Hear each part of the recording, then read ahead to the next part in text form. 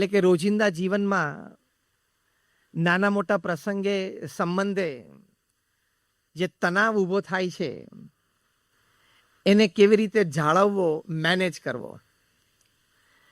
કારણ કે આપણે સૌ સાક્ષી છીએ કે stress is an inevitable part of life. કોઈ પણ જીવન આ પૃથ્વી પર એવું નથી કે જેણે તણાવનો અનુભવ ન કર્યો હોય. એમ આઈ રાઈટ ઓર રોંગ? બધા એમાંથી પસાર થયા હોય, કારણ કે મનુષ્યનું જીવન છે. એ તણાવનો આપણે અનુભવ કર્યો છે ગુસ્સો આવે ત્યારે. એ તણાવનો આપણે અનુભવ કર્યો છે જ્યારે મોટી ખોટ નજર સમક્ષ આવે ત્યારે. એ તણાવનો આપણે અનુભવ કર્યો છે જ્યારે આપણી લાગણી દુભાય ત્યારે. એ તણાવનો આપણે અનુભવ કર્યો છે જ્યારે આપણા સંબંધો તૂટે ત્યારે. એ તણાવનો આપણે અનુભવ કર્યો છે જ્યારે શરીરમાં કોઈ ગંભીર બીમારી આવે ત્યારે.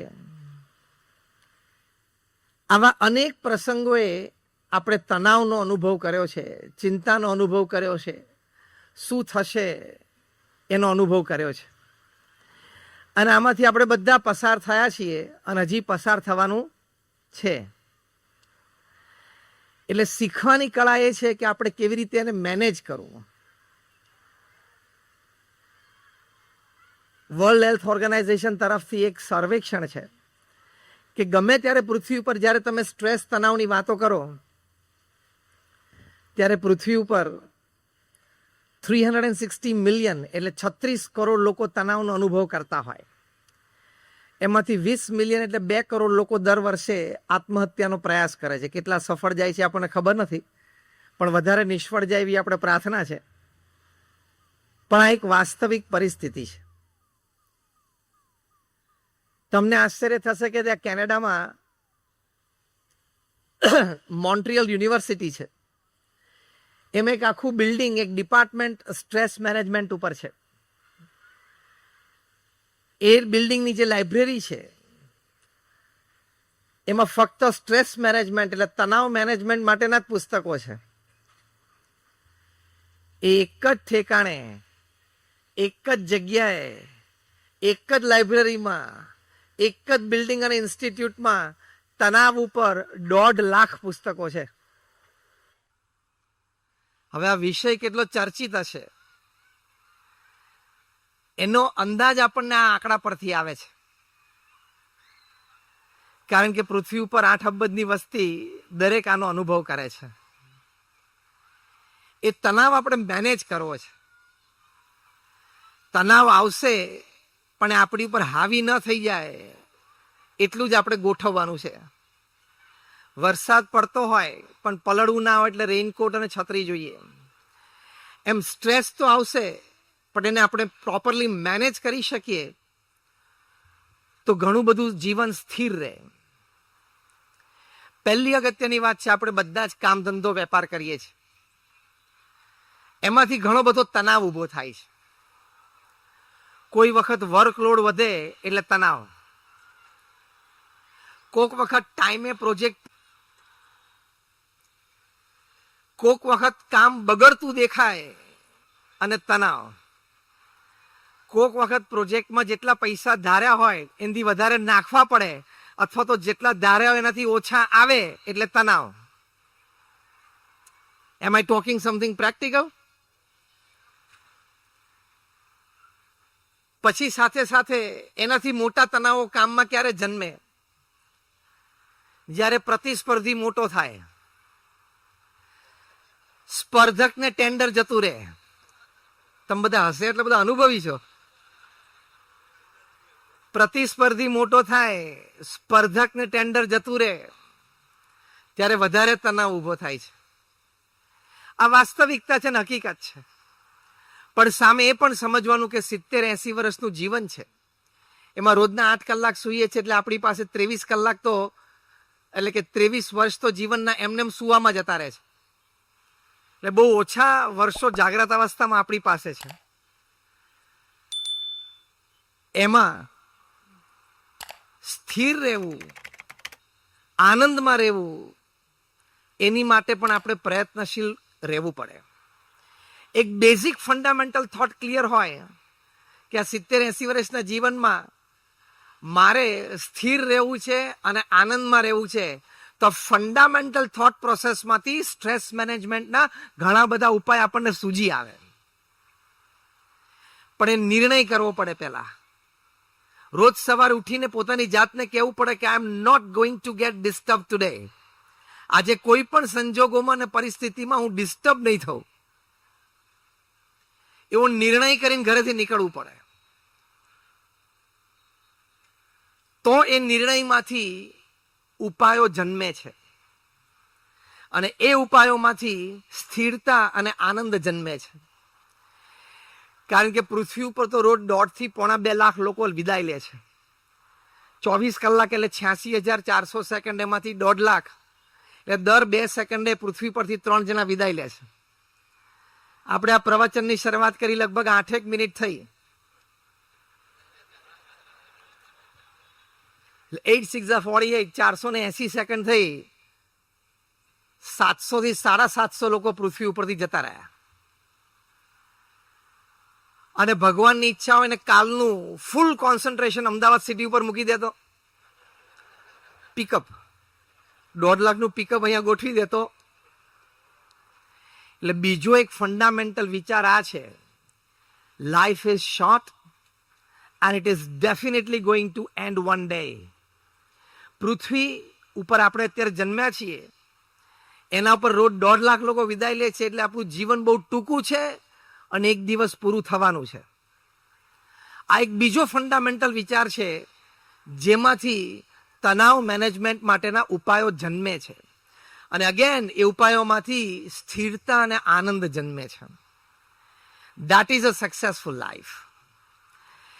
એટલે clarity of life, clarity of purpose એ જીવનમાં ખૂબ જરૂરી છે. ઘણી વખત જ્યારે હું પ્રોફેશનલ્સ ને કોર્પોરેટ્સને વાત કરું ત્યારે tell them the difference between growth, progress and success. તમારી કંપનીનું ટર્નઓવર 10 માંથી 20 કરોડ થયું, 50 માંથી 100 કરોડ થયું, 200 માંથી 500 કરોડ થયું, તમે સક્સેસફુલ નથી, તમે સફળ નથી. You have grown. તમારો વિકાસ થયો છે, તમે સફળ નથી થયા. વિકાસ, પ્રગતિ અને સફળતા વચ્ચે ડિફરન્સ છે. ટર્નઓવર વધ્યું, મટીરિયલિસ્ટિક પોઝેશન્સ વધ્યા, that is your growth. એ વિકાસમાં નીતિમત્તા, પ્રામાણિકતા ભળે તો વિકાસ લાંબા સમય સુધી ટકી રહે, એટલે એને પ્રગતિ કહેવાય. કારણ કે નીતિમત્તા, પ્રામાણિકતામાં પ્રશ્ન આવે એટલે વિકાસ અટકે જ. એટલે પ્રગતિ પર જવા માટે વિકાસમાં નીતિમત્તા અને પ્રામાણિકતા જોઈએ. અને એ પ્રગતિમાં માનવતા, નૈતિકતા અને આધ્યાત્મિકતા ભળે એટલે સફળતા કહેવાય. This is the difference between growth, progress and success. એટલે ખાલી આપણે ગ્રોથ તરફ જોશું, ટર્નઓવર ઇન્ક્રીઝ કરવું, કંપની મોટી કરવી, પ્રોજેક્ટ્સ વધારે લેવા, તો સ્ટ્રેસ આવશે. પણ પ્રગતિ અને સફળતાની વ્યાખ્યામાં ફિટ થવાનો પ્રયત્ન કરશું એટલે સ્ટ્રેસ મેનેજ થશે. તો આ 3 વિચારો જે કયા એ ફંડામેન્ટલ વિચારો છે, ફાઉન્ડેશનલ થોટ છે, કે જેના દ્વારા આ ઉપાયો જન્મે છે સ્ટ્રેસ મેનેજમેન્ટના, અને ઉપાયોમાંથી સ્થિરતા અને આનંદ જન્મે છે. કામ કરવાની રીત. કામ આપણે બધા કરીએ છીએ અને પ્રમુખ સ્વામી મહારાજે પણ આ પૃથ્વી ઉપર કામ કર્યું. પ્રમુખ સ્વામી મહારાજે સિંગલ હેન્ડેડલી જે પૃથ્વી ઉપર કામ કર્યું છે એ અજોડ છે. He was a one man organisation. એક વ્યક્તિ સંસ્થા હતા. ઘણા બધા તમે બિલ્ડર્સ અને ડેવલપર્સ ને કન્સ્ટ્રક્શન લાઈન સાથે જોડાયેલી વ્યક્તિઓ બેઠા છો. મારે તમને એક પ્રશ્ન પૂછવો છે. તમારામાંથી કોઈ બિલ્ડર, ડેવલપર કે રિયલ એસ્ટેટમાં ડીલ કરતા એવી કોઈ વ્યક્તિ અહીંયા બેઠી છે જેણે 1300 જમીનો ઉપર પર્પસફુલી પગ મૂક્યો હોય? Rays your hands. કોઈ નહીં. તમે તો ના જ ઊંચા કરી શકો ને. જ્યારે હૈદરાબાદમાં નેશનલ કોન્ફરન્સ હતી ત્યારે મેં રાહેજા, હીરાનંદાણી, અજમેરા, લોઢા બધા બેઠા હતા. પ્રશ્ન પૂછ્યો, એ લોકોએ હાથ નહોતો ઊંચો કરે, તો અમદાવાદમાં ક્યાંથી કોઈ કરે?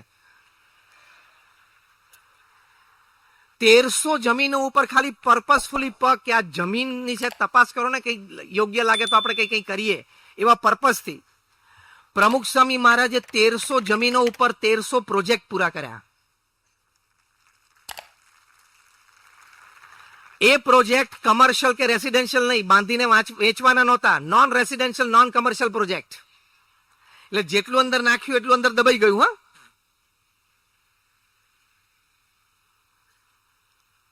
1300 hospital, hostel, school, colleges, community centre, સંસ્કાર કેન્દ્ર, હરિમંદિર, મંદિર અને અક્ષરધામ.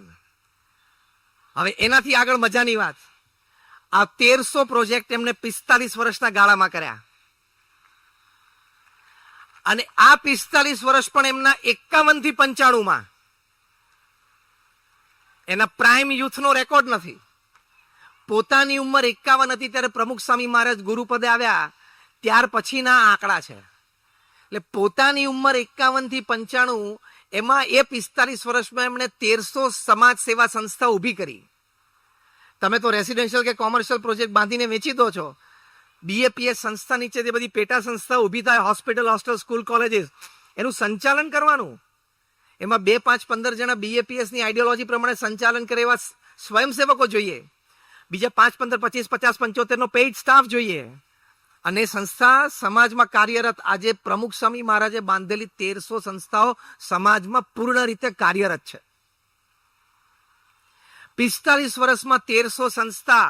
એટલે પ્રમુખ સ્વામી મહારાજે પોતાના જીવનમાં દર 15મા દિવસે એક સમાજ સેવા સંસ્થાની ભેટ સમાજને આપી છે.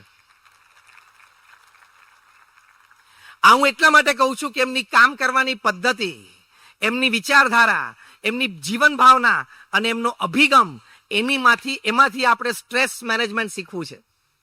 કારણ કે આટલું બધું કામ કર્યું એ માણસને તણાવ તો આવ્યો હોય કે ના આવ્યો હોય. કામમાંથી તણાવ જન્મે જ. તમે ઇમેજિન કરો, એક જમીન તમને સંપાદન થવી, એ જમીન લોકલ ગવર્મેન્ટ બોડીઝમાં લીગલી ક્લિયર થવી, એ જમીન ઉપર શું કરવું છે BAPS ટ્રસ્ટી બોર્ડમાં નક્કી થવું, hospital, hostel, school, college, community centre, Akshardham, whatever.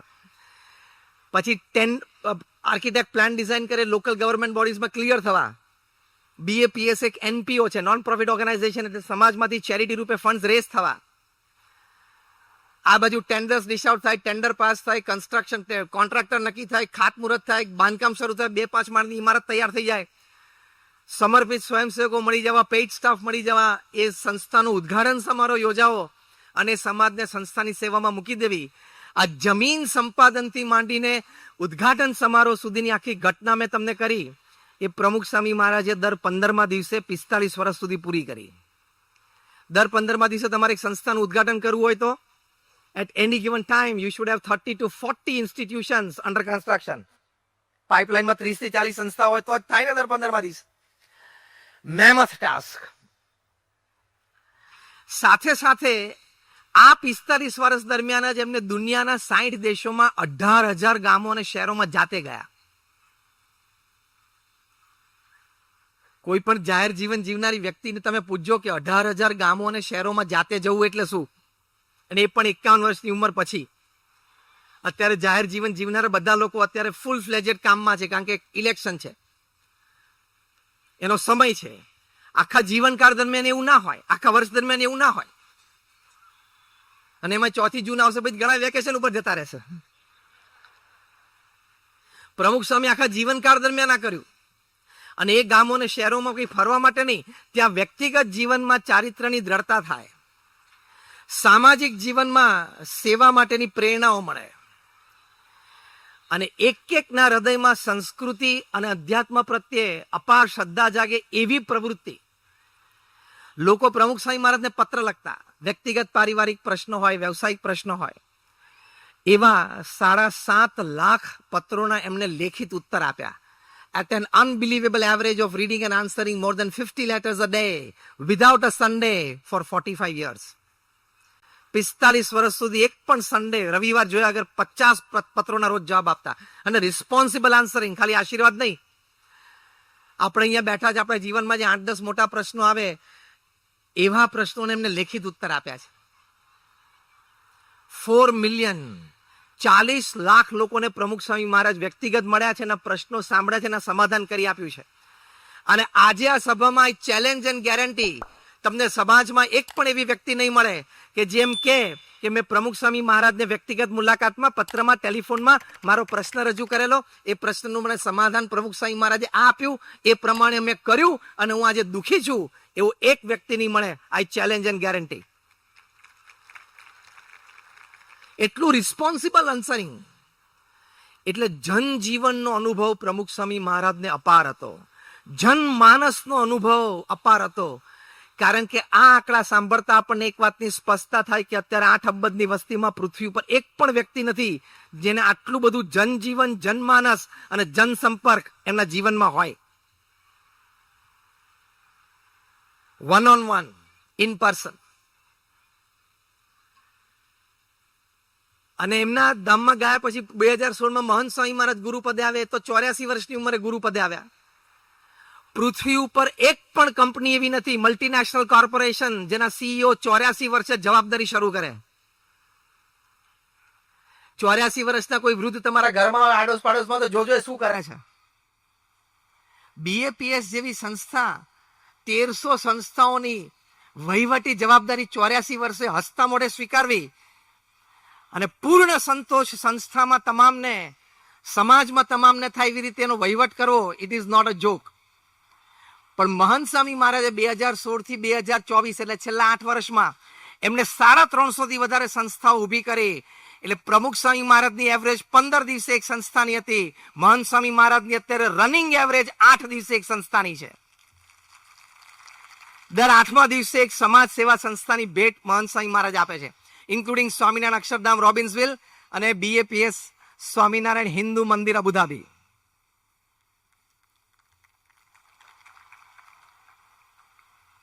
આપણે આમના જીવનમાંથી એમની રીતભાત, વિચારધારા, અભિગમો શીખવા છે કે આ લોકોએ આટલું કામ કર્યું છતાં હસતા મોઢે રહ્યા, આનંદમાં રહ્યા. 1992માં અક્ષરધામ ઉદ્ઘાટન સમારોહ નિમિત્તે પ્રોફેસર ઝરોસાફ ફિચ એમણે પ્રમુખ સ્વામી મહારાજની મલ્ટીમીડિયા પ્રેઝન્ટેશન માટે 800 સ્લાઇડ પાડી. એક પણ સ્લાઇડ રિજેક્ટ ના કરી શક્યા કે નેચરલ બધા 800 ફોટોગ્રાફ પાડ્યા છે. બધા ફોટોગ્રાફ ઉપર ચહેરા ઉપર સ્થિરતા અને આનંદ છે, પ્રફુલ્લિતતા છે. અને આપણે વગર કારણે દિવસમાં 10 વખત દિવેલ પીધેલું મોઢું થઈ જાય. હાથમાંથી ખાલી કપરકાબી છૂટે ને તો એમ કે મરી ગયા, એટલે આટલામાં ના મરી જવાય. ખાલી કપરકાબી ફૂટે, બીજું કઈ થાય નહીં. તો અભિગમ શું શીખવાનો? નાઉ વી આર ટોકિંગ પ્રેક્ટિકલ. પ્રમુખ સ્વામી મહારાજે સંકલ્પ કર્યો કે આપણે દિલ્હીમાં અક્ષરધામ કરવું છે અને 5 વર્ષમાં પ્રોજેક્ટ પૂરો કરવો છે. એમણે આ પ્રોજેક્ટનું ખાતમુહૂર્ત કર્યું ત્યારે એમની ઉંમર 80 વર્ષની હતી. 2005માં પૂરો કર્યો ત્યારે 85 વર્ષની હતી. સોમપુરાએ કીધું કે સ્વામી આ ન થાય, 5 વર્ષમાં, આ 35 વર્ષે આ પ્રોજેક્ટ થશે. પ્રમુખ સ્વામી મહારાજે કહ્યું પ્રશ્ન શું છે? તો કેટલા કારીગરો તમને નહીં મળે, સ્ટોન આર્ટિસન્સ. પ્રમુખ સ્વામી મહારાજે કીધું એટલો જ પ્રશ્ન છે ને, બીજો કંઈ? તો કે ના, બીજો કંઈ નહીં. આ સમજો, 2000ની સાલની વાત, આજથી 24 વર્ષ પહેલા દિલ્હીમાં યમુના નદીના કિનારે 110 એકર ઉપરનો આ પ્રોજેક્ટ છે અને RCC નો નથી, પથ્થરનો છે અને બાંધીને વેચવાનો નથી. To be very clear about it.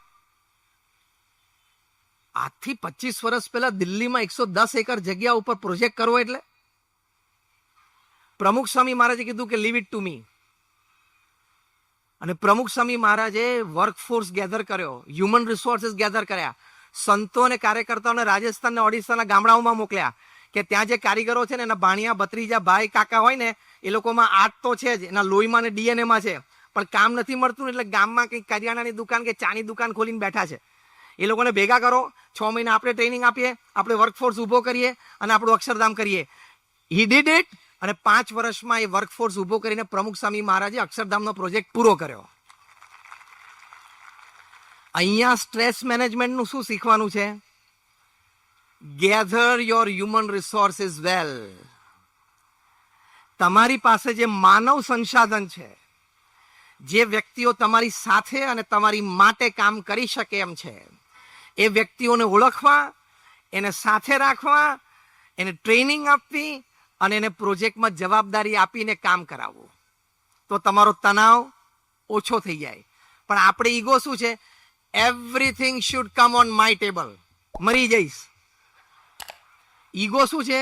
નિર્ણય બધા અહીંથી જ થશે. બધાએ મને જ પૂછવાનું એટલે બોટલ નેક થઈ જાય.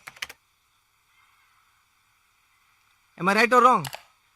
થોડુંક પણ કોઈ બીજું પૂછવું જોઈએ ને એકવાર, મને કહેવું જોઈએ ને એકવાર. દુનિયાનો સૌથી મોટો પ્રશ્ન અહીંયા છે. મને કહેવું જોઈએ ને, મને પૂછવું જોઈએ ને, મને જણાવવું જોઈએ ને. આ 3 વાક્યમાં દુનિયા માત્રના કોર્ટ કેસીસ ચાલે છે. પછી પાર્ટનર ના હોય કે સાસુ વહુ ના હોય, પ્રશ્ન આ 3 જ છે. પણ મહાન વ્યક્તિઓ આ 3 પ્રશ્નમાં પડતી નથી. કુમાર મંગલમ બિરલાની બિરલા કોપર ભરૂચ પાસે ફેક્ટરી છે. 4000 કારીગરો કામ કરે છે. 20 થી વધારે વર્ષથી આ ઇન્ડસ્ટ્રી ચાલે છે. હજી સુધીમાં કુમાર મંગલમ બિરલા એક પણ વખત ફેક્ટરી પર આવ્યા નથી. ઉદ્ઘાટનમાં પણ નહોતા આવ્યા. System, network and management. 4000 જણા કામ કરે છે. એટલે હ્યુમન રિસોર્સિસ આપણે ગેધર કરીએ સારી રીતે તો તણાવને મેનેજ કરી શકીએ છીએ. બીજું, એક વખત પ્રમુખ સ્વામી મહારાજને સંતોએ કીધું, સ્વામી 110 એકર જગ્યા ઉપર બધા પથ્થર દેખાય છે. તમે આ સાઈડ બેઠી કોકને ભેટમાં આપી દો ને, તને છાતીના પાટિયા બેસી જાય. 110 એકરની સાઈડ અડધી બનેલી હોય અને તમને કોઈ ગિફ્ટ આપી દે, પધરાઈ દે, તો કઈ બાજુથી ચાલુ કરવું એ જ ખબર ના પડે. પ્રમુખ સ્વામી મહારાજે ભગવાન સ્વામિનારાયણ અને એમના ગુરુ યોગીજી મહારાજના ફોટા સામે અંગુલી નિર્દેશ કરીને કહ્યું, પણ મારી છાતી ઉપર મને કાંકરીનો ભાર લાગતો નથી. Stress management. એનું કારણ શું? એક આ હ્યુમન રિસોર્સિસ મેનેજમેન્ટ. બીજું proper planning. Before you start the execution everything should be in paper properly. ત્રીજું, યોગ્ય વ્યક્તિને યોગ્ય કામ આપ્યું. ચોથું, એ વ્યક્તિઓ નીચે પ્રોપર ટીમ ઓર્ગેનાઇઝ થઈ. પાંચમું, હ્યુમન રિસોર્સિસ સિવાય જે મની રિસોર્સિસ અને મટીરિયલ રિસોર્સિસ જોઈએ એની પ્રોપર વ્યવસ્થા સમયે થાય એની ગોઠવણી કરી. અને પાંચમું અને મોસ્ટ ઇમ્પોર્ટન્ટ કે આપણે સમાજ માટે એક સારું કામ કરવું છે, ભગવાનની ભક્તિ રૂપે આ કામ છે, તો ભગવાન આપણી સાથે જ છે. કદાચ અડચણ ઊભી થશે તો એ ભગવાન કરશે અને અડચણનું સમાધાન પણ ભગવાન કરશે, એવા ભરોસા સાથે ચાલ્યા. આ 5 કારણથી he can easily manage stress. Stress આવ્યો જ નહીં એમને, પછી મેનેજ કરવાની ક્યાં વાત છે? આપણે આ 5માં ફેલ જઈએ છે. 5માં ફેલ જઈએ છે ને એટલે બધા જ પ્રશ્નો ઊભા થાય છે. તો સ્ટ્રેસ મેનેજમેન્ટ માટે આવું planning, teamwork, paperwork, human resources પ્રથમ મોટું કારણ છે. કાર્ય સ્થળે, વર્ક પ્લેસ ઉપર આપણે સ્ટ્રેસને મેનેજ કરી શકીએ.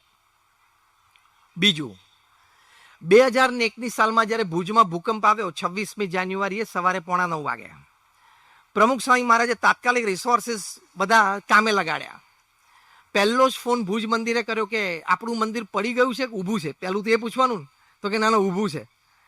પ્રમુખ સ્વામી મહારાજે કહ્યું રસોડા ચાલુ કરી દો, હમણાં 3 કલાક પછી 12 વાગે લોકોને જમવું હશે તો જશે ક્યાં? એટલે સંતો અને કાર્યકર્તાઓએ રસોડું ચાલુ કર્યું.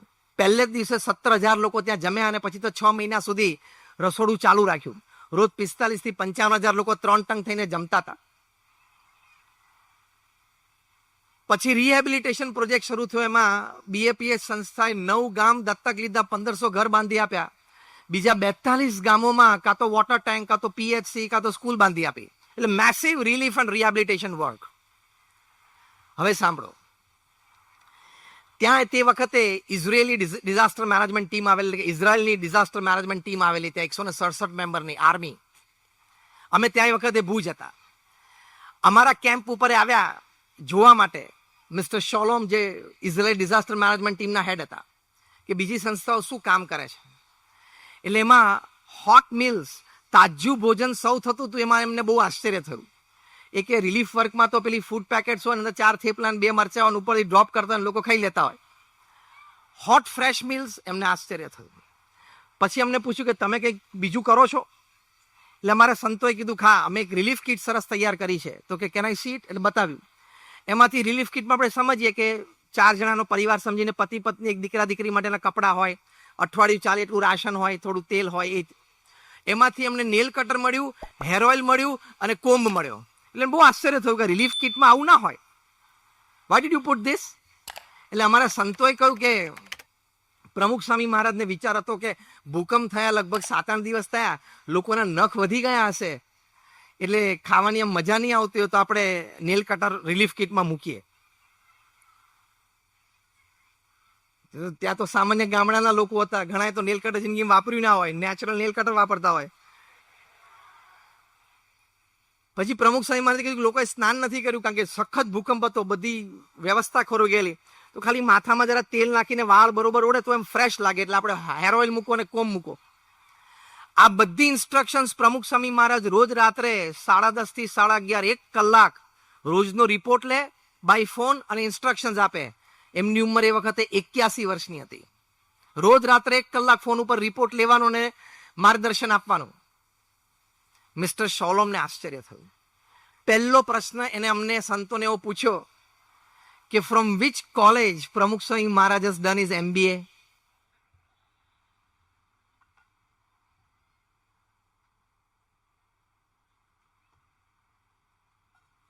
એટલે અમે કહ્યું કે તો 5 ધોરણ પાસ છે. What are you talking? એને તો બહુ આશ્ચર્ય લાગ્યું. Can I see his picture? એટલે અમે એનો ફોટોગ્રાફ દેખાડ્યો. પછી એ જાતે જ એમના કમ્પેનિયન્સ કલીગ્સને કહ્યું કે આપણે ત્યાં ઇઝરાયલમાં ડિઝાસ્ટર મેનેજમેન્ટ માટે ઘણી બધી મિટિંગો કરી છે, આવા વિચારો આપણને કેમ નથી આવ્યા? પછી અમલીકરણમાં આવે ના આવે ચેપ્ટર 2 છે, પણ ચેપ્ટર 1 માં આવી બધી વાતો કેમ આપણી મિટિંગમાં ઉદ્ભવી નહીં? પછી પોતે જ ઉત્તર આપ્યો કે because we are working from head and Pramukh Swami is working from heart. અહીંયા સ્ટ્રેસ મેનેજ થાય છે કે તમે હૃદયથી કામ કરો એટલે શું? કમ્પેશન ફોર પીપલ, લોકો માટે લાગણીથી તમે કામ કરો. તમારી ઓફિસના કર્મચારીઓ છે, તમારું સેકન્ડ ફેમિલી છે, એવી ભાવનાથી કામ કરો તો એ લોકો સાથે સહવાસમાં સ્ટ્રેસ નહીં આવે. કમ્પેશન. બીજું, વોન્ટિંગ ટુ ગીવ, આપવાની ભાવનાથી હંમેશા કામ કરવું કે હું કરું છું એમાંથી લોકોને લાભ થાય. હા, મને પૈસા મળશે, મારે બંગલો થશે, મારે મર્સિડીઝ ગાડી આવશે, BMW આવશે, પણ લોકોને પણ લાભ થાય. હમણાં રતન ટાટા એક કોન્વોકેશન ડેમાં બહુ જ સરસ એમણે વાત કરી. At this ripe old age, this experience of corporate world, Ratan Tata બોલ્યા to the fresh MBA students કે now you will step into the corporate world. My 50 years of experience of corporate world I want to share with you.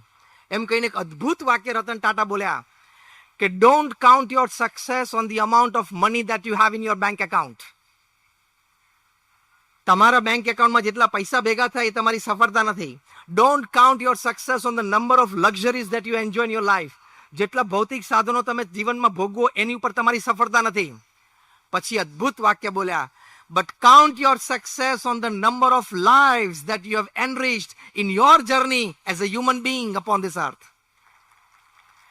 તમારી સફળતા એક વેપારી તરીકે, ધંધાદારી તરીકે, industrialist તરીકે, એક બિઝનેસમેન તરીકે શેમાં રહેલી છે કે તમે તમારી જર્ની, તમારા જીવનકાળ દરમિયાન કેટલા લોકોના જીવનમાં સમૃદ્ધિ અને આનંદ વધાર્યા, એ તમારી સફળતા છે. આ એટીટ્યુડથી તમે કામ કરશો ને તો તણાવ નહીં આવે. I want to enrich people's lives. Pramukh Swami મહારાજે આખું જીવન આ એક જ વિચાર ઉપર વિતાવ્યું કે બીજાના સુખમાં આપણું સુખ છે, બીજાના આનંદમાં આપણો આનંદ છે, અને અન્યના ઉત્કર્ષમાં આપણો ઉત્કર્ષ છે. તો આ જીવન ભાવના તમે રાખશો. મેં કહ્યું એમ સટલ તો ખબર જ છે કે તમારા ધંધાથી તમને પૈસા મળવાના છે, તમારું બેંક એકાઉન્ટ મોટું થવાનું, તમારો બંગલો મોટો થવાનું છે, તમારે ફાર્મ હાઉસ થવાનું છે, તમારે મર્સિડીઝ BMW થવાનું, એ તો છે જ. પણ તમે કેટલા લોકોને સમૃદ્ધ કર્યા. મારા પરમ મિત્ર છે સુરતમાં સૌજીભાઈ ધોળકિયા, હરિકૃષ્ણ ડાયમંડ્સ, એ પોતાના 400 કર્મચારીઓને એક સાથે એક જ ઇવેન્ટમાં ગાડીઓ આપે છે. 400 કર્મચારીઓને 2 BHK ફ્લેટ આપે છે. હમણાં એમણે નક્કી કર્યું કે મારી સાથે 30 વર્ષથી જે વફાદારીપૂર્વક જેણે કામ કર્યું છે એટલે પાર્ટનરશિપ પણ આપી અને મારી જેવી ગાડી પણ આપી. તેમણે 6 પોતાના જેવી મર્સિડીઝ પોતાના વફાદાર કર્મચારીઓ 30 વર્ષથી હતા એને આપી. આવી ભાવનાથી તમે કામ કરો, જે પ્રમુખ સ્વામી મહારાજના જીવન ભાવના, બીજાના સુખમાં આપણું સુખ છે, તો કેટલો એમાંથી આનંદ પ્રગટે, કેટલી બધી સ્થિરતા રહે. અને એ સ્થિરતા અને આનંદ એટલે સ્ટ્રેસ તમારો મેનેજ થાય જ. તો આવી રીતે આવી જીવન ભાવનાથી આપણે કામ કરવું તો આપણે સ્ટ્રેસ સારી રીતે મેનેજ કરી શકીએ. ત્રીજી વાત છે, નીતિમત્તા અને પ્રામાણિકતા કોઈ દિવસ ચૂકતા નહીં. એ ચૂક્યા એટલે પ્રશ્ન આવશે આવશે ને આવશે. જેને જેને ક્રિકેટના બોલ સાથે ચેડા કરે બધાય ક્રિકેટ છોડવું પડ્યું કે નહીં? હા કે ના? જેને જેને બેંક સાથે ચેડા કરે બધાય દેશ છોડવો પડ્યો કે નહીં? 2-3 લંડન ભાગી ગયા છે, 2-3 કેરેબિયન આઇલેન્ડ ભાગી ગયા છે. બધાને પાછા લાવવાના છે 4 જૂન પછી.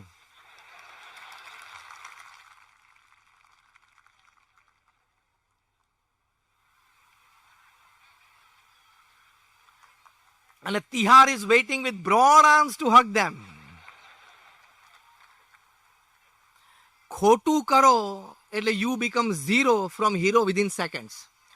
પૃથ્વી ઉપર કોઈએ માની લેવાનું નથી કે હું બહુ મોટો થઈ ગયો છું, મારી ઓળખાણો ખૂબ છે, 10 મિનિસ્ટરોના નંબર મારા મોબાઈલ ઉપર છે, 10 માંથી કોઈને પણ રિંગ કરું એટલે ત્રીજી રિંગે ગમે ત્યાં બેઠો હોય મારો ફોન ઉપાડે, મારી પાસે વ્હાઈટ પાસપોર્ટ છે. આવું બધું કોઈએ માની લેવાની જરૂર નથી. કારણ કે નીતિમત્તા અને પ્રામાણિકતામાં પ્રશ્ન આવશે ત્યારે આ બધું કશું જ ઊભું નહીં રહે. કોઈ વાત ઊભી નહીં રહે. દારૂની બોટલ હાથમાં આપે હોય તોય પ્રશ્ન, દારૂ પીવો તોય પ્રશ્ન, દારૂના કાગળિયા બનાવો તોય પ્રશ્ન. ખોટું છે તો ખોટું જ છે. પ્રશ્ન આવશે આવશે ને આવશે જ. એક તમને ક્રિકેટનો પ્રસંગ કહું. 2018ની સાલમાં સાઉથ આફ્રિકામાં હોસ્ટ તરીકે હતી ને ઓસ્ટ્રેલિયાની ક્રિકેટ ટીમ સાઉથ આફ્રિકા આવેલી. બંને પાવરફુલ ટીમ્સ. ચોથી મેચ કેપટાઉનમાં ચાલતી હતી. ચોથો દિવસ ટી બ્રેકનો ટાઈમ થયો. કેપ્ટન સ્ટીવ સ્મિથને ખબર પડી ગઈ કે આ ટેસ્ટ આપણે કાલ બપોર સુધી મારી જશું, લંચ અને ટીની વચ્ચે. પણ હારવી નહોતી. સ્ટીવ સ્મિથ એટલે બહુ સારા બેટ્સમેન, વર્લ્ડ કપમાં પણ ઓસ્ટ્રેલિયાના બેટ્સમેન હતા. એટલે એને વાઇસ કેપ્ટન ડેવિડ વોર્નર જે ઓપનિંગ બેટ્સમેન હતા વર્લ્ડ કપમાં પણ ઓસ્ટ્રેલિયાને બોલાયા કે આપણે મેચ હારવી નથી પણ હારી જેવું લાગે છે. ડેવિડ વોર્નરે કીધું કે કાલે લંચથી ટીની વચ્ચે 100% હારી જશું આપણે, જે રીતે મેચ જતી હતી એ પ્રમાણે. પણ કે હારવી નથી એટલે આપણે કંઈક શું કરીએ. એટલે હવે આમાં તો બીજું કંઈ થાય એવું તો હતું નહીં, ખેલ જ કરવાનો હતો. એટલે બંને જણાએ પ્લાન ઘડ્યો અને એક ત્રીજો પ્લેયર હતો લેસર નોન કેમેરુન બેનક્રોફ્ટ, એને બોલાવ્યો કે હવે ટી બ્રેક પછી પાછા ગ્રાઉન્ડમાં જઈએ એટલે તું ખિસ્સામાં એક લોખંડની પતરી રાખજે કે યલો ટેપ, અને તને મિડ ઓન ઉપર ઉભો રાખશું. એટલે બેટ્સમેન ગમે ત્યાં સ્ટ્રોક મારે, બોલર સુધી બોલ પહોંચવા સુધીમાં છેલ્લે મિડ ઓન વાળા પાસે બોલ આવે ને છેલ્લે પછી આમ બોલરને આપી દે બોલ, રનઅપ પૂરી કરતો હોય ત્યાં, એટલે કે સોરી રનઅપ સ્ટાર્ટ કરતો હોય ત્યારે તારી પાસે બોલ આવે એટલે તારે પતરી બોલ ઉપર ઘસવાની અને એક જ સાઈડ ઉપર ઘસવાનું ચાલુ રાખવાનું. આપણે નવો બોલ લેશું. એટલે આમણે એવું ચાલુ રાખ્યું. નવો બોલ હોય અને એક બાજુ પતરી ઘસીને એનું સરફેસ રફ અને ડલ કરી નાખે અને સીમની બીજી બાજુનું સરફેસ એકદમ પોલિશ અને શાઇનિંગ હોય એટલે બોલ રિવર્સ સ્વિંગ ચાલુ થઈ જાય. અને ઓસ્ટ્રેલિયાના ક્વિકીઝ બધા 95-98 માઇલ્સ પર આવરની ડિલિવરીઝ નાખે અને 2 ફૂટ બોલ કટ થવા માંડે એટલે બેટ્સમેન માટે તો બ્રહ્મોસ મિસાઇલ જ થઈ જાય. અને એવું થવા માંડ્યું, સાઉથ આફ્રિકાની વિકેટો પડવા માંડી. એકવાર આ ભાઈ પતરી ઘસતા હતા સીસીટીવી કેમેરાએ પકડી લીધું. એટલે પેલા ઓડિયો વિડીયો રૂમમાં બેઠા હતા એ લોકોએ રિપ્લે કર્યું 4-5 વખત કે આ કંઈક ઘસે છે. પછી તો પાછળ ગયા તો ખબર પડી ગઈ તો આને ઘણી વાર ઘસ્યું છે. એટલે મેચ રેફરીને બોલાય, જો આ મેચ રેફરી કે આ કંઈક ઘસે છે. મેચ રેફરી પાસે તો પાવર હોય, સીધા દોડીને ગ્રાઉન્ડ ઉપર ગયા, stop the play, call Cameron Bancroft out. Cameron બેનક્રોફ્ટે બહાર બોલાવ્યા. શું કરતો હતો? એટલે આપણે પેલી નાનપણથી ટેવ પડી છે ને કંઈક ખોટું કરતા પકડાઈ છે, મને ખબર નથી હું કંઈ નહોતો કરતો. એટલે કેમેરુન બેનક્રોફ્ટ આમ કરવા માંડે, આ એક્શન બધાને આવડે હો, આમ હું કંઈ નહોતો કરતો. તમારા પોકેટમાં શું છે? વિડીયો ચાલુ હતો, પોકેટમાંથી એને કાઢી પતરી બહાર આવી એટલે એને કન્ફેસ કર્યું કે હું આ બોલ સાથે ઘસતો હતો. પણ કે મેં તો આ નથી કર્યું, મને મારા કેપ્ટન સ્ટીવ સ્મિથે કીધું એટલે મેં કર્યું છે. Call Steve Smith out. પાછી એને બહાર બોલાવ્યા. યા તારું નામ આપે છે. પહેલા એને ના પાડી, પછી એને કન્ફેસ કર્યું. સ્ટીવ સ્મિથ કે બરોબર મને તો આઈડિયા આવેલો પણ એકચ્યુઅલી એક્ઝિક્યુશન ડેવિડ વોર્નરે કર્યું છે. Call David Warner out. આમાં એકવાર લાઈન પકડાય ને એટલે આખી પકડાય. સ્ટ્રિંગ પકડાય ને એટલે છેક હૈદરાબાદથી દિલ્હી સુધીની સ્ટ્રિંગ પહોંચે. લાઈન પકડાય એટલે આખી પકડાય. ઓસ્ટ્રેલિયન ક્રિકેટ બોર્ડને ફોન કર્યો કે ભાઈ આવો, તમારા 3 ખેલાડીઓ મોટો ખેલ કર્યો છે. એ વખતે ઓસ્ટ્રેલિયાના પ્રાઇમ મિનિસ્ટર હતા મેલ્કમ ટર્નબલ, જે દિલ્હી અક્ષરધામમાં પણ આપણા માનનીય પ્રધાનમંત્રી શ્રી મોદીજી એમને લઈને આવેલા. એ પોતે ક્રિકેટના બહુ રસિયા અને પર્સનલ ઇન્ટરેસ્ટ લેતા હતા પ્રાઇમ મિનિસ્ટર તરીકે ક્રિકેટમાં. એટલે ઓસ્ટ્રેલિયન ક્રિકેટ બોર્ડને એમને જણાવવું જરૂરી હતું, કારણ કે પ્રાઇમ મિનિસ્ટર પર્સનલ ઇન્ટરેસ્ટ લેતા હોય એટલે જણાવ્યું કે સાહેબ આવું થયું છે. તો કે ડીપ ઇન્ક્વાયરી, દોષિતને છોડતા નહીં. Australian cricket board flying charter ફ્લાઇટમાં સીધું કેપ ટાઉન આ 3ની ઇન્ક્વાયરી કરી, 3એ કબૂલ કર્યું. ત્યાં ને ત્યાં 1 વર્ષનો બેન. કેટલી બેઇજ્જતી થઈ. 3ને 1 વર્ષનો બેન મૂકી દીધો. પેલો કેમેરુન બેનક્રોફ્ટ કે ભાઈ મેં તો મારે તો પાપી પેટ કા સવાલ કેપ્ટન કેમ કરવું પડે? તો કે સારું ચાલ 2 મહિના ઓછા 10 મહિના. પણ એ તો ગભરાઈ ગયો મૂંઝાઈ ગયો તો તે દિવસનું ક્રિકેટ છોડી દીધું. અત્યારે યોગા ટીચર થઈ ગયો છે. સ્ટ્રેસની વાત કરું છું.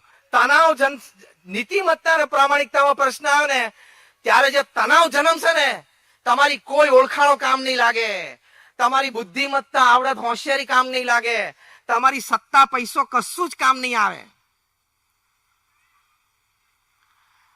4000 પરિવારોને ઘર આપીને જેના સહારા બન્યા હતા એ તિહાર જેલમાં 4 વર્ષ ના કાઢ્યા? આખી આઈપીએલ ઉભી કરી એ ક્યાં અત્યારે ભારતમાં છે? એટલે કોઈએ હું નહીં માની લેવાનું કે હું બહુ શક્તિશાળી થઈ ગયો, બહુ ઓળખાણો થઈ ગયો, હું બાપુ ગમે તે કરી નાખું, પતી જઈશ. નીતિમત્તા અને પ્રામાણિકતામાં એથિક્સ, નોર્મ્સ એન્ડ ડિસિપ્લિન્સ એમાં બધાએ રહેવાનું. તમે એન્જિનિયર, ઇલેક્ટ્રિકલ એન્જિનિયર થયા હોય ને 35 વર્ષની પ્રેક્ટિસ પછી જીબીના ચેરમેન બનો તોય પ્લગમાં આંગળી નાખવાનો અધિકાર છે? પ્લગની સામે બેસીને રવિવારે સવારે ન્યૂઝપેપર વાંચતા વાંચતા કોફીનો મગ બાજુમાં તમે કોલર ઊંચા કરો અને પ્લગની સામે હોશિયારી મારો કે this is the chairman's finger, okay, I am putting it inside, take care of it, your distribution lies in my hands. એમ કહીને તમે જીબીના ચેરમેન પણ પ્લગની અંદર આંગળી નાખે તો ઇલેક્ટ્રિસિટીને હાથ તોરાથી વધાવે, ચોંટાડી દે. કેમ? Electricity doesn't know your post, position and power. એમ disciplines and ethics doesn't know your post, position and power. Electricity ચિપકાવીને મારી નાખશે, આ બેઇજ્જતી કરીને મારી નાખશે. 6 મહિના પછી Steve Smith prime time Australian TV ઉપર ઇન્ટરવ્યુ માટે મંજૂર થયા. એમને રડતા રડતા ઓસ્ટ્રેલિયાના લોકોની માફી માંગી કે મારા લીધે તમારા લોકો નીચે જોવાનું થયું. હવે ઇન્ટરેસ્ટિંગ વાત છે, બધા જ સાંભળજો, વેપારીઓ, ધંધાદારીઓ, તમામ માટે. સ્ટીવ સ્મિથને સીધો જ પ્રશ્ન પૂછવામાં આવ્યો કે દુનિયાની સૌથી શક્તિશાળી ક્રિકેટ ટીમના તમે કેપ્ટન, તમે વિરાટ કોહલી કે બાબર આઝમના લેવલના બેટ્સમેન, તમને કેમ આવું સૂઝ્યું? એકાદ ટેસ્ટ હારી ગયા હોત તો શું ફેર પડત? અને આ 3ને બાકાત કરે એટલે ચોથી ટેસ્ટ 350 રનથી ઓસ્ટ્રેલિયા હારી, 5મી ટેસ્ટ 325 રનથી હારી. કારણ કે બધાનું મોરલ તૂટી ગયેલું ને, જીગર તૂટી ગયું હતું. સ્ટીવ સ્મિથે જે ઉત્તર આપ્યો ને એ આપણે વર્ક પ્લેસ ઉપર, કાર્યસ્થળ ઉપર આપણે બધાય સાચવવા જેવો છે. સ્ટીવ સ્મિથ બોલ્યા કે અમને ઓસ્ટ્રેલિયન ક્રિકેટ બોર્ડ એક કલ્ચર ઊભું કરીને આપ્યું છે, અને કલ્ચર શું છે? Win at any cost. કોઈ પણ સંજોગોમાં જીતવાનું જ. જેમ આપણે કહીએ ને, કોઈ પણ સંજોગોમાં મારું ટેન્ડર પાસ થવું જ જોઈએ, પછી કોઈ પણ સંજોગોમાં કોઈક દિવસ પતી જઈશ. હા, આજે ચાલી જશે, કાલે ચાલી જશે, પરમ દિવસે ચાલી જશે, પણ પછી પતી જઈશ. અને સારા પતી ગયા છે કે વિન એટ ઓલ કોસ્ટ. અને બીજું વાક્ય અમને ઓસ્ટ્રેલિયન ક્રિકેટ બોર્ડ કહે છે કે we don't pay you to play, we pay you to win.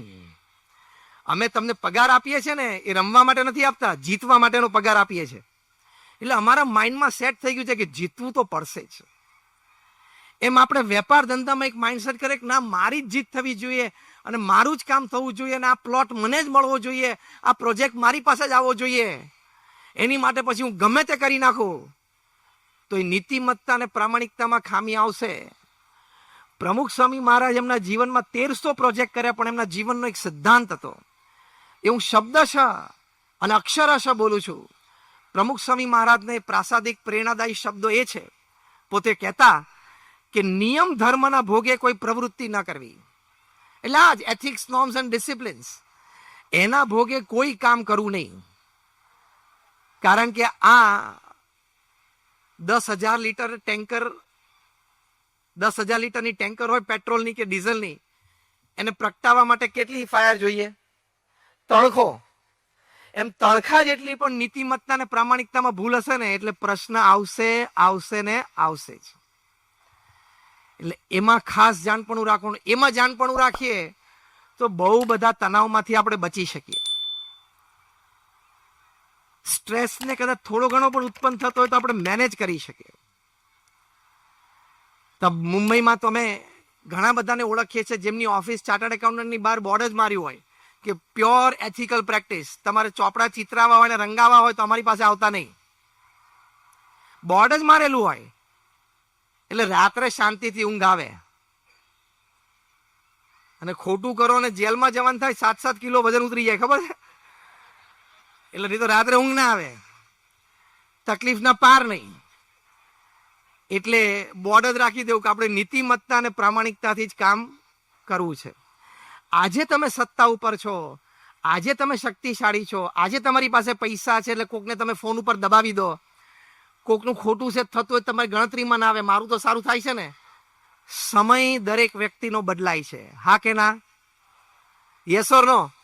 પણ સારા સમયમાં, તેજમાં, સત્તામાં, સમૃદ્ધિમાં હોય ને ત્યારે આપણને એ સમયનો વિચાર નથી આવતો કે જ્યારે મારો નબળો સમય આવશે ત્યારે. એટલે સત્તામાં, સમૃદ્ધિમાં, પૈસામાં, તેજમાં જ્યારે આપણે રહેતા હોઈએ ને ત્યારે પણ નાના માણસનો આદર કરવો, ગરીબ કે નબળા માણસને દબાવવો નહીં. નહીં તો એ વખતે ચાલી જશે, કારણ કે તમે સત્તા પર છો ને પાવરફુલ છો. સમય બદલાશે ને ત્યારે બધું તણાવ રૂપે તમારા માથા ઉપર આવશે. પ્રમુખ સ્વામી મહારાજના જીવનમાં આદત હતી નાનામાં નાના વ્યક્તિને આદર આપવો, નાનામાં નાની વ્યક્તિને પ્રેમ આપવો, એની કાળજી રાખવી. અનેક પ્રસંગો છે. તો આ પણ એક સ્ટ્રેસ મેનેજમેન્ટ માટે બહુ જ અગત્યની વાત છે. આપણે કામલક્ષી વાત કરી, હવે પરિવારલક્ષી વાત, જ્યાંથી તણાવ ઊભો થાય છે. જે આપણે વાત કરી ભાઈ સંબંધો તૂટી જાય, છૂટાછેડા થાય, દીકરો કયામાં રહે નહીં, 15 વર્ષનો દીકરો, 15-17 વર્ષનો દીકરો દારૂ પીને ગાડી ચલાવે ને રાત્રે એક્સિડન્ટ કરે, આખા પરિવારને ઉપાધિનો પાર નહીં. ચાલે છે ને અત્યારે એક કાર્યક્રમ. આવી ઘટનાઓ જીવનમાં બને ત્યારે આખા પરિવારમાં તણાવ આવી જાય. તો એની માટે તણાવ ઉદ્ભવે ને એની માટે આપણે શું પ્રયત્ન કરવો? તો પહેલી અગત્યની વાત છે એક ફોર્મ્યુલા. મેં જેટલું જીવનમાં વાંચ્યું છે, લોકો સાથે ઇન્ટરેક્શન કર્યું છે, એમાંથી એક ફોર્મ્યુલા બનાવી છે, TAAC, the take formula. T એટલે ટોલરન્સ, A એટલે એક્સેપ્ટન્સ, બીજો એટલે એપોલોજીસ અને C એટલે કોમ્પ્રોમાઇઝ. ટોલરન્સ એટલે સહન કરી લેવું, એક્સેપ્ટન્સ એટલે સ્વીકારી લેવું, એપોલોજીસ એટલે માફી માંગી લેવી અને કોમ્પ્રોમાઇઝ એટલે સમાધાન કરી લેવું. આની ઉપર તમારે પરિવારમાં અને સામાજિક સંબંધોમાં ચાલવું જ પડશે. યસ ઓર નો? આમાંથી કોઈ એવા બેઠા છે જેમ કે મારી આખી જિંદગી મારા ઘરમાં મેં કહ્યું એમ જ બધું થયું? કોઈ કહી શકે? Life is a compromise. એટલે ટોલરન્સ, એક્સેપ્ટન્સ, એપોલોજીસ અને કોમ્પ્રોમાઇઝ જીવનમાં શીખી જ લેવાનું, તો જ પરિવાર ચાલે. એક બહુ જ સરસ પુસ્તક મેં કોરોના કાળ દરમિયાન વાંચ્યું, every man's mission. Rebecca Beard એક લેડી એમના ઓથર છે. પોતે એક સાયકાટ્રિસ્ટ પણ છે, એટલે એમને લોકો કાઉન્સેલિંગ માટે એમની પાસે આવતા હોય. એકવાર રેબેકા બિયર્ડ લખે છે કે એક લેડી એમની પાસે આવે, શી મસ્ટ બી અરાઉન્ડ લાઈક 45, 48, 50 હશે. અને લેડીએ કીધું કે મારે તમારી સાથે પર્સનલ એપોઇન્ટમેન્ટ જોઈએ છે. બીજે દિવસે નેક્સ્ટ ડે 10 વાગે એપોઇન્ટમેન્ટ લીધી. એ લેડીએ કીધું કે હું કંપનીમાં CEO છું, પણ મને ઘર કરતાં ઓફિસ વધારે ગમે છે. બહુ પૂછપરછ, પછી ખબર પડી કે ઓફિસ કેમ વધારે ગમે છે. ઓફિસમાં એ CEO છે એટલે કેમ બધા કરે છે, આંગળીએ બધા નાચે છે. અને ઘરમાં તો બધા ઇક્વલ તરીકે વર્તતા હોય એટલે બધા નાય પૂછતા હોય, નાય કહેતા હોય.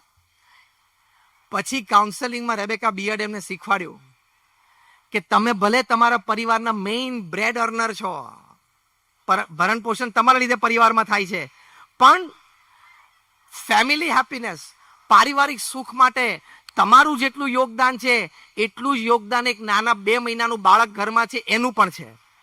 તમે કમાઈને ઘરે આવો છો ને ઘરનું પોષણ કરો છો, થાકેલા ઘરે આવ્યા હો ત્યારે 2 મહિનાનું બાળક તમને ઇનોસન્ટ સ્માઇલ આપે, તમારા આખા દિવસનો થાક ઉતરી જાય. એટલે ફેમિલી હેપીનેસ માટે તો બંનેનો ઇક્વલ રોલ છે. Believe this, accept this and live accordingly. આ સ્વીકારવાનું. તમારે એવી અપેક્ષા નહીં રાખવાની પરિવારમાં બધા મને પૂછીને જ કરે. આ રેબેકા બિયાર્ડે બુકમાં બહુ સરસ લખે છે, ન્યુયોર્ક ટાઈમ્સમાં બેસ્ટ સેલર બુક છે. તમારે બી અપેક્ષા નહીં રાખવાની કે ઘરમાં કોઈ પિકનિક કે ટૂર ગોઠવે તો મારો અભિપ્રાય લઈને હું કહું એમ જ કરે. કારણ કે તમે એમ કહેતા હોય કે આપણે ઉનાળામાં માથેરાન જઈએ, ઘરમાં 2 જણા કહેતા હોય સિમલા જઈએ, તો ક્યાં જવાનું? સિમલા. કારણ કે માથેરાન ને સિમલા બે તો વર્ષોથી ત્યાંના ત્યાં છે ને હજી વર્ષો સુધી ત્યાંના ત્યાં રહેવાના છે. ગોળિત, તું અત્યારે સિમલાને બદલે માથેરાન બધાને પરણા લઈ જઈશ તો બધા માથે પડશે, કારણ કે અત્યારે બધાનો મૂડ સિમલામાં છે. આવી નાની નાની વાતોમાં માથાકૂટ જ નહીં કરવાની. તમે એક દિવસ સાંજે ઘરે આવો અને તમારા સ્પાઉસ, તમારા વાઈફ તમને સરપ્રાઈઝ આપે કે જો આપણે કર્ટન્સ બધા બદલી નાખ્યા, અને કેવા લાગે છે કર્ટન્સ, એટલે તમારે શું જવાબ આપવાનો? હા, બધાને ખબર છે, તો પ્રવચન પૂરું.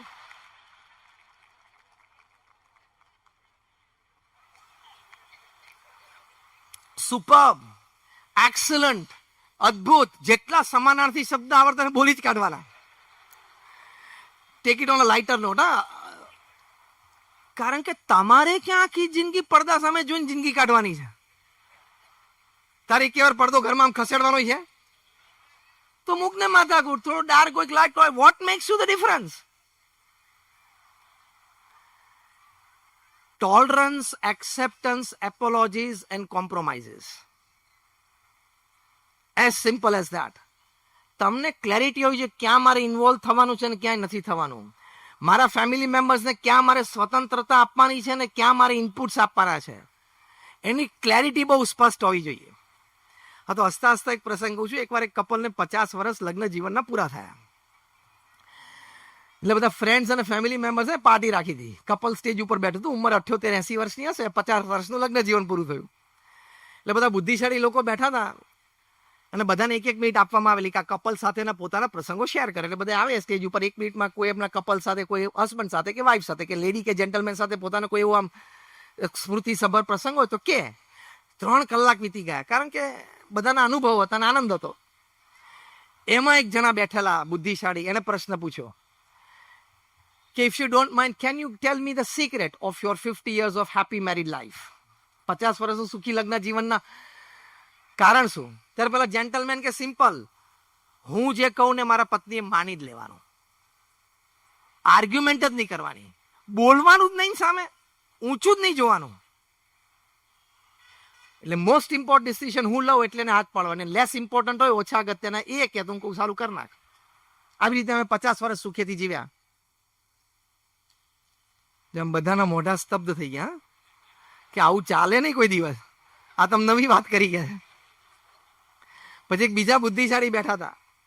એ કે તમને વાંધો ના હોય તો તમે લિસ્ટ આઉટ કરો ને કે what are the important decisions that you take and less important decisions your wife take. એટલે પેલા કે ઓછા અગત્યના નિર્ણયો જે મારા પત્નીને લેવાના છે હું હા પાડી દઉં. કયું ઘર અમારે લેવું રહેવા માટે, એ બી ઇન્ટિરિયર્સ બધું એ નક્કી કરે. કાર કઈ લેવી ફેમિલી માટે એ નક્કી કરે. છોકરાને વાહન આપવાનું હોય 2 વ્હીલર તો એ નક્કી કરે. ઘરમાં બધી ઇન્સ્યોરન્સ પોલિસી બધાની એ નક્કી કરે. અમારે એક્સટેન્ડેડ ફેમિલીમાં કયા પરિવાર સાથે કેટલો ક્યાં સંબંધ રાખવો એ નક્કી કરે. પિકનિક ટૂર ઉપર ક્યાં જવાનું તો સ્થળે નક્કી કરે, બુકિંગ કરાવે, ફ્લાઇટ ટિકિટ્સ, હોટલ બધું એ બુકિંગ કરે. અમારે કયા કપડાં પહેરવા એ પણ એ નક્કી કરે. દિવાળીના દિવસે વાર તહેવારે ખરીદવાના હોય એ બધું એ નક્કી કરે. એટલે આવા બધા ઓછા અગત્યના નિર્ણયો છે ને એ લે અને હું હા પાડ દઉં.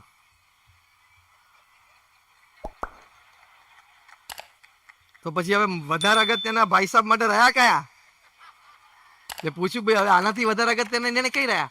તો કે અગત્યનો નિર્ણય હોય અમેરિકાએ અફઘાનિસ્તાનમાંથી નીકળી જવું જોઈએ કે નહીં. એટલે હું એમ કહું ના નીકળવું જોઈએ. તમારો વિચાર બરોબર, ચલો આપણે ચા પીએ.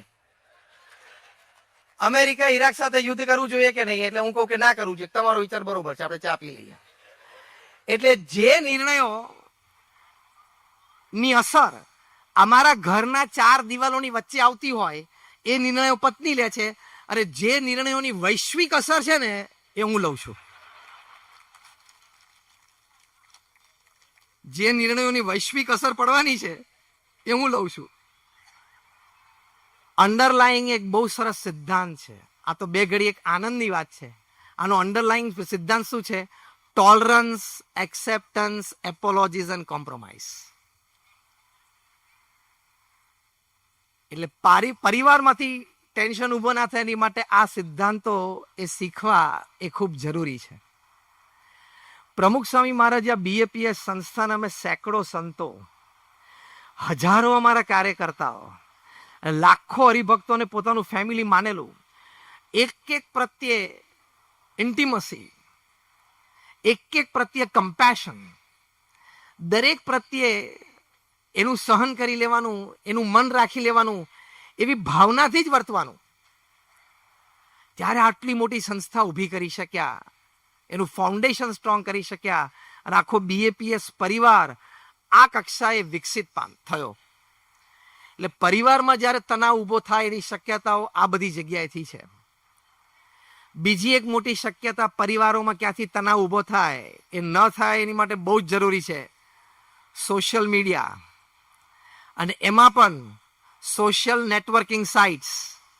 તમે પરિણિત છો એટલે તમારે સોશિયલ નેટવર્કિંગ સાઇટ ઉપર જવાની કોઈ જરૂર નથી. તમે કોકની સાથે ચેટિંગ કરતા હો એટલે તમારા સ્પાઉસને શંકા જશે અને પ્રશ્ન થશે જ. અમેરિકામાં 300 ડિવોર્સ લોયર્સની 3 દિવસની કોન્ફરન્સ થઈ. ત્રીજા દિવસે કન્ક્લુઝન પેપરમાં એ લોકોએ લખ્યું the principal 5 reasons of divorce among young couples. એમાંનું એક કારણ હતું over exposure to social networking sites. અને તમારે ક્યાં અહીંયા મિત્રોની ખામી છે તો અહીં બેઠા બેઠા ઓનલાઈન ચેટિંગ વિયેટનામમાં બ્રાઝિલમાં કરવું પડે? એની કરતાં ઇન પર્સન આપણા શહેરમાં, ગામમાં, આપણે નેટિવમાં, આપણી ગલીમાં, ફ્લેટમાં, ટાઉનશીપમાં, ઓફિસ કોમ્પ્લેક્સમાં કેટલાય મિત્રો છે. ધારીએ તો 5-4 રોજ જુદા જુદા પી શકીએ એમ છીએ કે નહીં? તે મૂકીને તું વિયેટનામ ને બ્રાઝિલમાં ઓનલાઈન ચેટિંગ શું કામ કરસ? અને પછી આઈડેન્ટિટી ખબર ના હોય. લોકો નામ તો છુપાવે છે, જેન્ડર છુપાવે છે, ખબર છે? પરમ દિવસે તમે કેસ વાંચ્યો હશે ન્યૂઝપેપરમાં, 3-4 દિવસ પહેલા એક વ્યક્તિએ જેન્ડર છુપાવીને 5 સ્ત્રીઓને એની મારી પણ નાખી, બળાત્કાર પણ થયો અને મારી પણ નાખી. લો, જેન્ડર છુપાવી. તો પેલું આધાર કાર્ડ હવે લિંક થશે એટલે ખબર પડશે કે આપણે વર્ષોથી જેની સાથે ચેટ કરતા હતા પિંકી સમજીને તો રગો હતો. પેલું આધાર કાર્ડ લિંક થવા દે એટલે ખબર પડશે.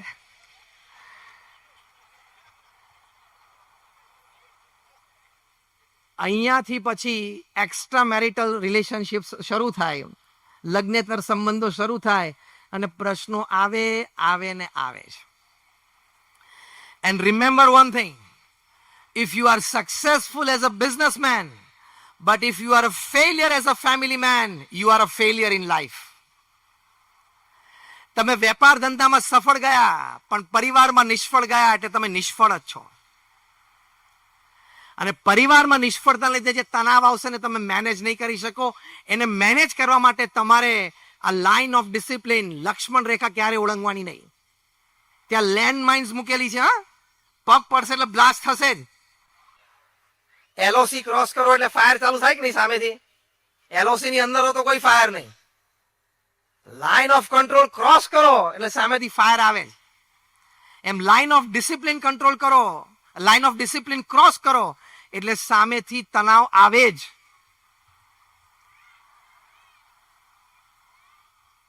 અને પછી પરિવારમાં મોટો વિખવાદ થાય. મુંબઈમાં બાંદ્રામાં ફેમિલી કોર્ટ છે, રોજના 70 ડિવોર્સ કેસીસ નોંધાય છે.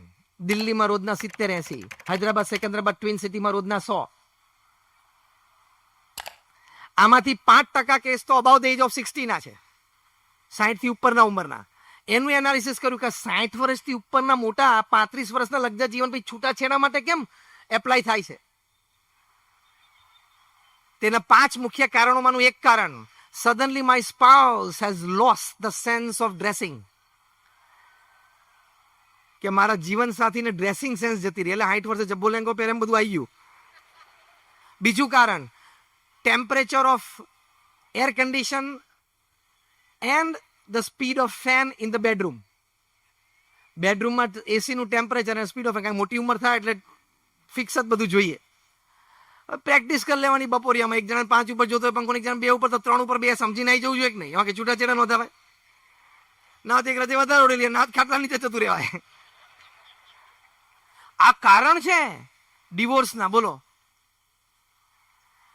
એટલે આવી બધી થોડી સમજૂતીથી, ટોલરન્સ, એક્સેપ્ટન્સ, એપોલોજીસ અને કોમ્પ્રોમાઇઝથી રહીએ તો ફેમિલી લાઈફમાં પણ ટેન્શન ના આવે. આપણે છેલ્લી 5-1 મિનિટમાં પૂરું કરીએ છીએ. એક બીજી સરસ વાત પ્રમુખ સ્વામી મહારાજ કહેતા, તણાવ ન જન્મે એની માટે. પોતે કહેતા, એમના શબ્દશ અક્ષરશ હું રિપીટ કરું છું, પોતે કહેતા કે જો તમે તમારા સંતાનોને અને પરિવારજનોને સંસ્કાર નહીં આપો તો એક દિવસ એવો આવશે કે તમારે સંપત્તિ અને સંતતિ બેય ખોવાનો વારો આવશે. એટલે તમારા સંતાનોને સંસ્કાર આપવાના. Give your children the best of education, but at the same time give your children culture and tradition. આપણે એક કોમ્બિનેશનથી ચલાવવું છે. વિકાસ અને વિરાસત એ કોમ્બિનેશનથી ચાલવું જોઈએ. તો એ પરિવારને સંસ્કાર આપ્યા કહેવાય. તો મોટી ઉંમરે તણાવ નહીં થાય. 2007ની સાલમાં BAPS સંસ્થાનો શતાબ્દી મહોત્સવ અહીં અમદાવાદમાં ઉજવેલો. અમારી સંસ્થાને 100 વર્ષ પૂરા થયેલા. ત્યારે યુવા દિનના દિવસે એક યુવાનની કથા પ્રત્યક્ષ એને પણ હાજર કરવામાં આવેલો અને સભા સમક્ષ રજૂ થઈ. ઇંગ્લેન્ડનો એક છોકરો દીક્ષિત, એને એની માતા બંને એકલા રહે. એને નાનપણથી ઈચ્છા હતી કે મારે ગ્રાફિક્સ અને ફોટોગ્રાફીમાં રેવન્સલેન્ડ યુનિવર્સિટીમાં એડમિશન લઈને ત્યાંથી સ્નાતક થવું છે. એના મહેનતથી એની મનગમતી યુનિવર્સિટી અને મનગમતો કોર્સ એને મળી ગયો. ત્યાં જ વળી આ બાજુ એના માતાને પેરાલિસિસનો સ્ટ્રોક આવ્યો અને એટલે પક્ષઘાતમાં એક બાજુના હાથ પગ બધા પેરાલાઇઝ થઈ ગયા. હવે ત્યાં ઇંગ્લેન્ડમાં તો લોઅર મિડલ ક્લાસ ફેમિલી, કોઈ ફૂલ ટાઈમ નર્સ પોસાય નહીં, કોઈ વ્યવસ્થા કરનાર સેવા કરનાર હોય નહીં. આ છોકરાએ ઈમેલ કરી દીધો કે મારું એડમિશન હું જતું કરું છું, મારા ફેમિલી રીઝન્સ છે. રેવન્સલેન્ડ યુનિવર્સિટીમાંથી ઓફિસમાંથી એડમિનિસ્ટ્રેટરે મેલ બેક કર્યો કે આટલું સારું તારું સ્કોરિંગ છે, વોટ ઇઝ ધ રીઝન, અમને કંઈક તો અમે મદદરૂપ થઈ શકે.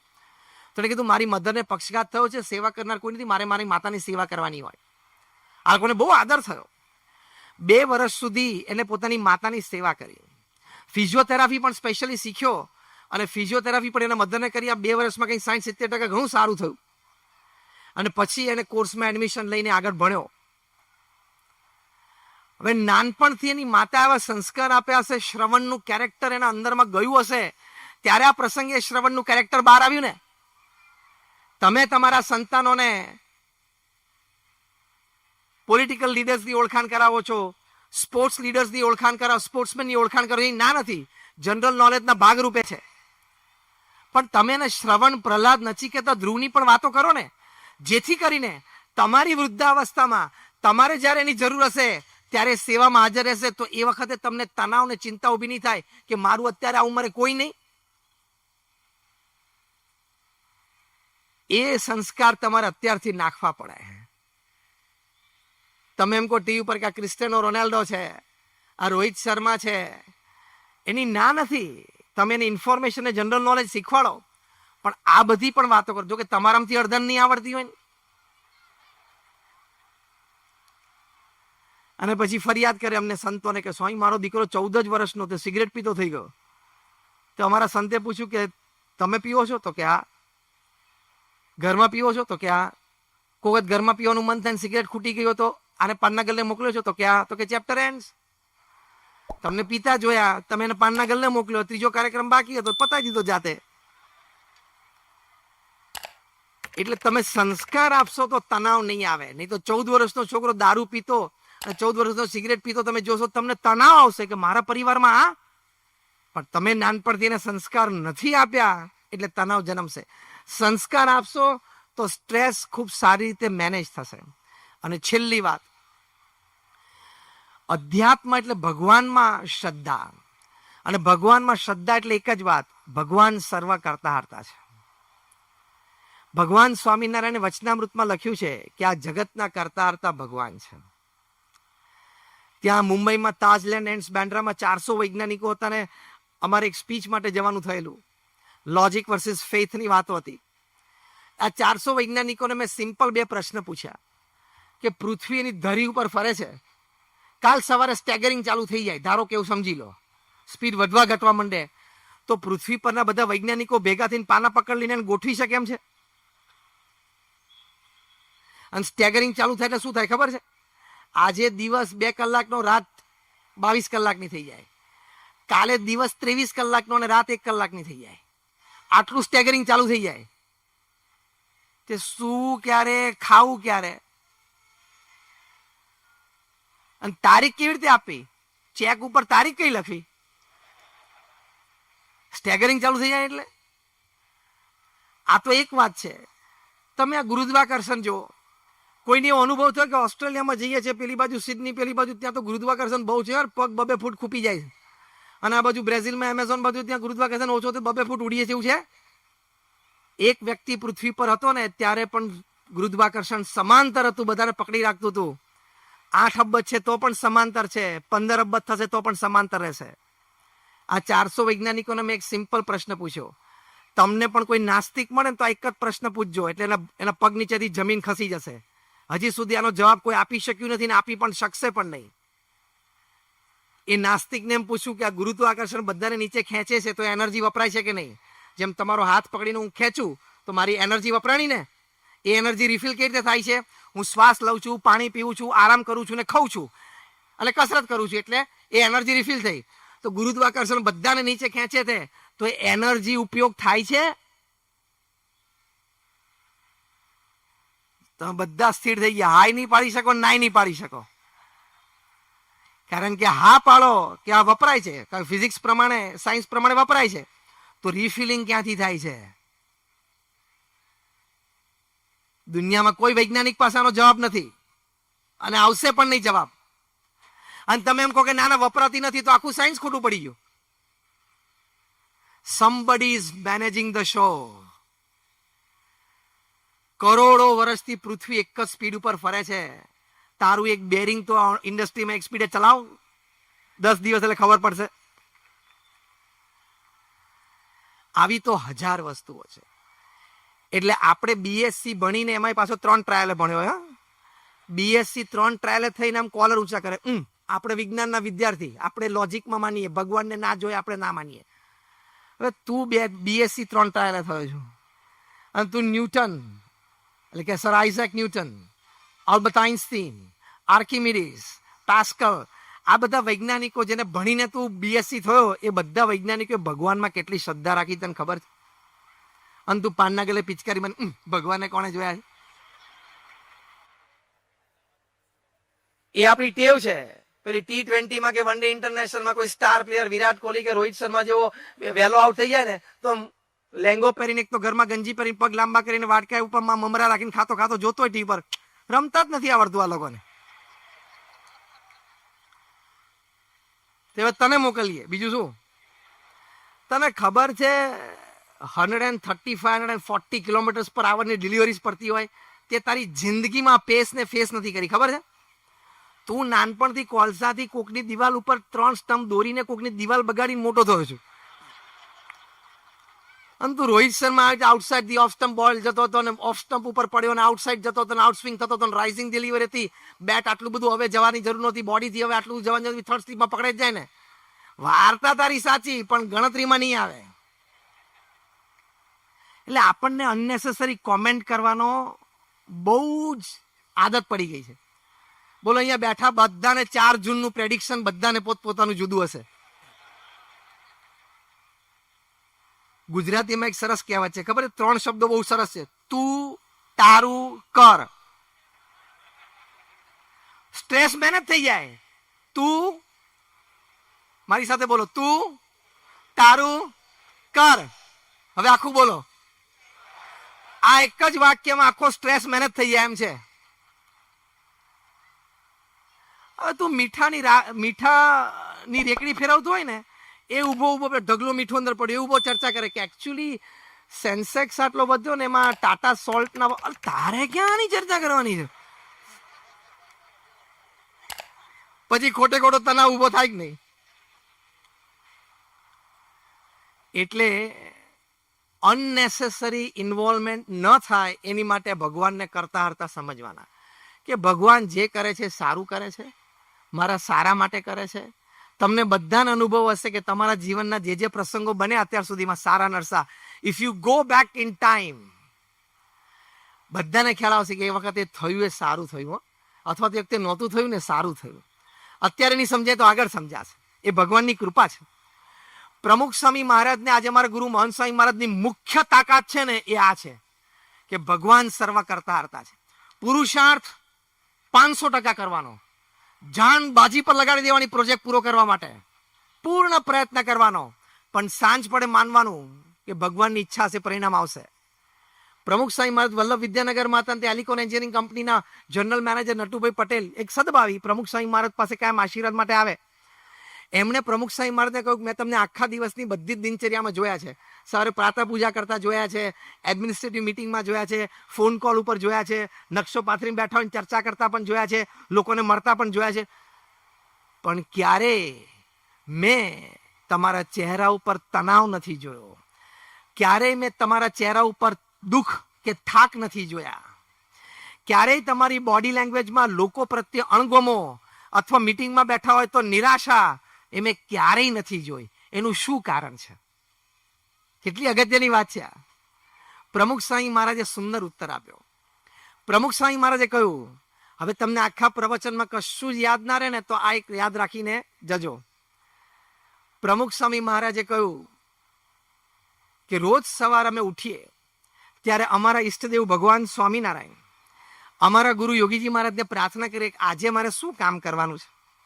પછી જે કામ કરવાના હોય એ દિવસ દરમિયાન અમારી બુદ્ધિ શક્તિ આવડત પ્રમાણે અમે કરીએ, અને સાંજ પડે ભગવાનને પ્રાર્થના કરીએ કે મેં મારી બુદ્ધિ શક્તિ આવડત પ્રમાણે કામ કરી લીધું, હવે તમારે જે પરિણામ આપવું એ આપજો, મને માન્ય છે. તો કેટલી શાંતિ રહે. Because we carry work in our heads back home, we have stress. સાંજે 6 વાગ્યા પછી ઓફિસને મગજમારીને ઘરે જઈએ છે ને એટલે તણાવ છે.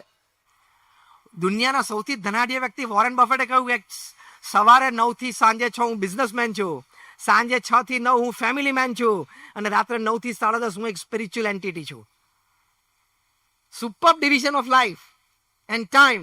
એટલે સ્ટ્રેસ સારી રીતે મેનેજ થઈ શકે છે.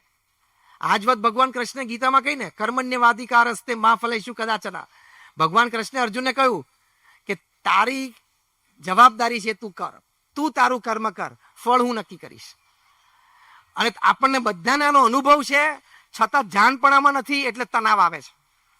હું 2 પ્રશ્ન પૂછીશ, તમે બધા ફરજિયાત હા પાડશો, અને હા જ પાડવી પડશે, કોઈ ના નહીં પાડો. આઈ ચેલેન્જ એન્ડ ગેરંટી. પ્રશ્ન પહેલો, આપણને બધાને અનુભવ છે કે કોક વખત આપણે ખૂબ સારું પ્લાનિંગ, એક્ઝિક્યુશન, પેપરવર્ક, ટીમવર્ક હોય, છતાં ધાર્યું પરિણામ ન આવે, ઓછું આવે ને અસફળતા પણ આવે.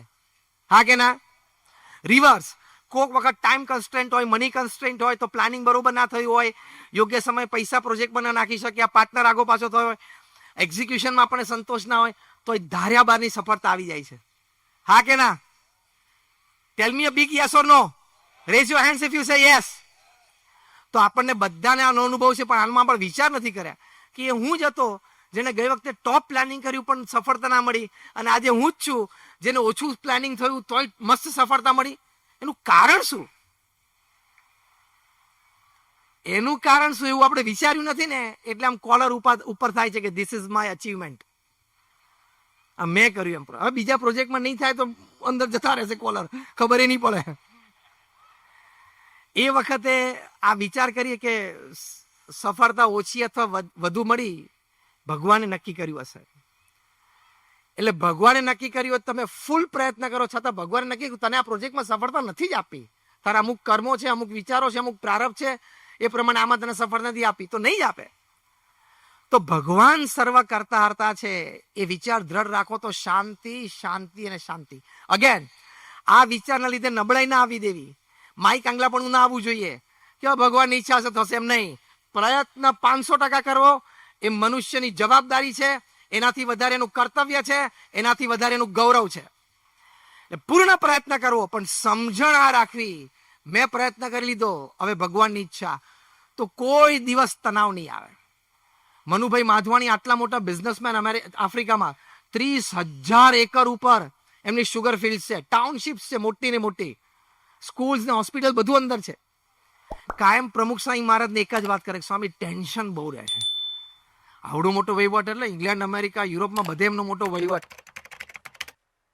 પ્રમુખ સ્વામી મહારાજ કાયમ એમને એમ જ કે તમારે તમારો પ્રયત્ન કરી લેવાનો, વિચાર એ રાખવાનો ભગવાનની ઈચ્છા હશે મળશે. કારણ કે અમે ભગવાને આપણી સાથે એમઓયુ તો કર્યું નથી કે બેટા જા તું પૃથ્વી પર જાય જે કરે બધું સારું થશે. એમ એવું કરેલું જ કોઈની પાસે? Life is a game of mix chocolates. 1996 પ્રમુખ સ્વામી મારા સાથે અમે અમેરિકા ગયા હતા, તો ત્યાં ફેમિલી શિબિર હતી. એ વખતે બધાને કોલ કરતા પેલા લેન્ડલાઇન્સ જ હતી, મોબાઈલ તો હતા નહીં.